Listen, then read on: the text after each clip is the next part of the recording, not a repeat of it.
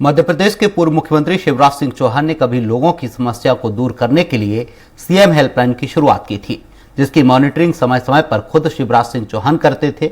लेकिन आज CM helpline में शिकायत करने वाले इंसाफ के लिए दर दर भटक रहे हैं, लेकिन अधिकारी कर्मचारियों को अब किसी बात का डर नहीं है। देखिए ग्राउंड जीरो से संवाददाता संजय डोंगरदेवे की रिपोर्ट। मध्य प्रदेश में सीएम हेल्पलाइन पर शिकायत दर्ज कराने के बावजूद समस्याओं का समाधान नहीं हो रहा। ये दर्द भोपाल समेत प्रदेश के आम लोगों का है। राजधानी के ईदगाह हिल्स में नीलकंठ कॉलोनी में रहने वाला वाधवानी परिवार 8 साल से अपने घर को बचाने के लिए सरकारी दफ्तरों के साथ साथ अदालत का भी सहारा ले चुका है, लेकिन आज भी अपनी शिकायत के निराकरण के लिए भटक रहा है। हर जगह शिकायत की जा चुकी है, लेकिन अतिक्रमण आज तक नहीं हटा। कहते हैं सरकार की नीयत में खोट नहीं है, लेकिन सरकार हर आदमी को उसकी सुविधाएं देना चाहती है। लेकिन कर्मचारियों की बात की जाए तो कर्मचारी और अधिकारी इतनी लालच में डूबे हैं कि अपना जो इन मजदूरों का काम है, या कह सकते हैं जो ये यहाँ पे शिकायत लेके आते हैं, इन लोगों की शिकायतें पूरी नहीं कर पाते हैं। कर्मचारियों की बात की जाए तो कर्मचारियों को सीधा कह सकते हैं कि कर्मचारी जो अधिकारी है और लालच में डूबे हुए लोग हैं कि जिसके कारण इन लोगों के काम नहीं हो पा रहे हैं। ऐसे ही मध्य प्रदेश के कई लोग हैं जो परेशान लोग हैं, कई सालों से चक्कर लगा रहे हैं शासकीय कार्यालयों के, लेकिन उनके काम नहीं हो पा रहे हैं। ऐसे ही एक परिवार हमारे साथ है, उन्हीं से बात करते हैं। क्या नाम है आपका?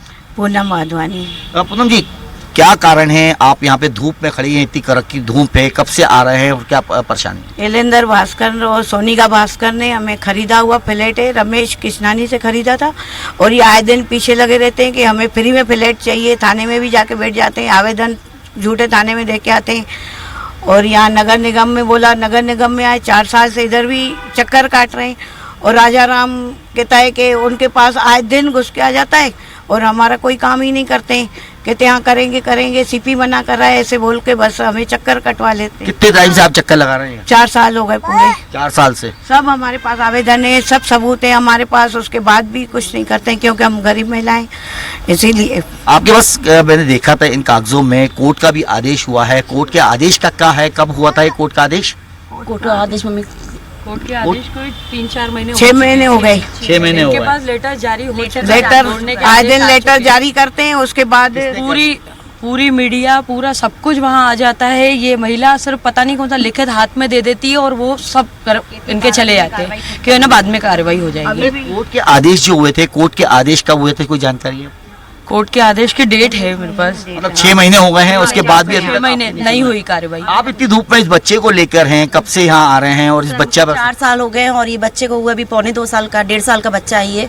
इसको मेरे को कम से कम यहाँ 7-8 बार हुए, लेके आई हूँ मैं इसको। इतनी धूप में भी क्या करूँ सर, मेरी माँ बाप बहुत परेशान है, हम लोग परेशान है। हम लोग अपने मायके जाते हैं तो वो लोग हमें मारने की कोशिश करते हैं, नीचे से गाली गलौज करते हैं गंदी गंदी, तो हम लोग अपने मायके भी नहीं जा पाते। अधिकारियों से आप मिल रहे हो यहाँ, तो अधिकारी क्या कह रहे हैं? 8 साल से क्या कह रहे हैं? अधिकारी यही कहते हैं राजा राम से मिलो, राजा राम कहता है कि सीपी से मिलो। कल यही हुआ कि सीपी से जाके बात करो। सीपी हमारे पास भैया एक प्रूफ है उनका हमारे पास, लेकिन उसके बाद भी ये लोग आंख बंद कर पुलिस बल बुलाते हैं, फिर वो कोई चिट्ठी पकड़ा देती है, उधर अंदर घुस जाते हैं, शेलू को भेजते हैं अंदर, बस फिर निकल के। मतलब 8 साल से आपका काम नहीं हो रहा? कोई काम नहीं हो रहा है। हमारे पास पैसे है नहीं तो हम इनको कहाँ से मतलब पैसे ये लोग जो मेन जो पार्टी है नीचे वाली, वो राजाराम को पैसे खिला देती है। राजाराम बोलता है सीपी करेगा, सीपी कहता है राजाराम करेगा। आखिर करेगा कौन? हमें तो बस इसका वो जवाब चाहिए, आखिर करेगा कौन हमारा काम? हम कब तक अपने बच्चे को, छोटे से बच्चे को भटकाते फिरे? और आप चल के घर देखिए कि हम कितने परेशान है। पूरा बगैर परमिशन के ऊपर 2 फ्लैट बना के हमारी पूरी छत गिर रही है, गिरने का वो है। और जो हाल है वो भी उसका नीचे अवैध है पूरा। हम इसलिए चाह रहे हैं कि टूट जाए, लड़ाई खत्म हो जाए। वहाँ लड़ाई नहीं खत्म हो रही है। बिल्कुल, अगर देखा जाए तो ये परिवार है, ये 8 साल से परेशान है, लेकिन अधिकारी हैं कि आंख बंद करके और लालच के कारण इनका काम नहीं कर पा रहा है। ऐसे कई परिवार हमने देखे हैं कि जो इस अधिकारियों के कारण, अधिकारियों की लालच के कारण उनके काम नहीं हो पा रहे हैं और अपनी चप्पलें इन कार्यालयों में घिस रहे हैं। कहीं ना कहीं हम ये देख चुके थे कि चाहे प्रधानमंत्री की बात करी जाए, यदि प्रदेश के मुख्यमंत्री की बात की जाए, कहते हैं कि आम जनता का सहयोग ये अधिकारी करेंगे, नहीं तो उनके ऊपर एक्शन होगा। लेकिन परिवार आप देख रहे हैं कि 8 साल से इस जो भवन अनुज्ञा शाखा है उसके चक्कर लगा रहे हैं, लेकिन उनके काम नहीं हो पा रहे हैं। देखना होगा क्या इनके काम को पूरा हो पाते हैं या नहीं, या अधिकारियों की लालच के कारण फिर इन्हें चक्कर लगाना पड़ता है। कैमरा पर्सन रोहित के साथ संजय डोंगरदेवे, भोपाल। राजधानी के ही नक्कारखाना क्षेत्र में एक परिवार अवैध निर्माण से परेशान है। शिकायत कई बार तहसील कार्यालय से लेकर नगर निगम और सीएम हेल्पलाइन तक हो चुकी है, लेकिन कोई अधिकारी अवैध निर्माण हटा नहीं पाया। मेरा केस चल रहा है, मैं कम से कम 1 साल से यहाँ बहुत परेशान हो रहा हूँ। हर तीसरे चौथे दिन आता हूँ तो मेरा कोई काम नहीं हो पा रहा, ना कोई कार्रवाई हो पा रही।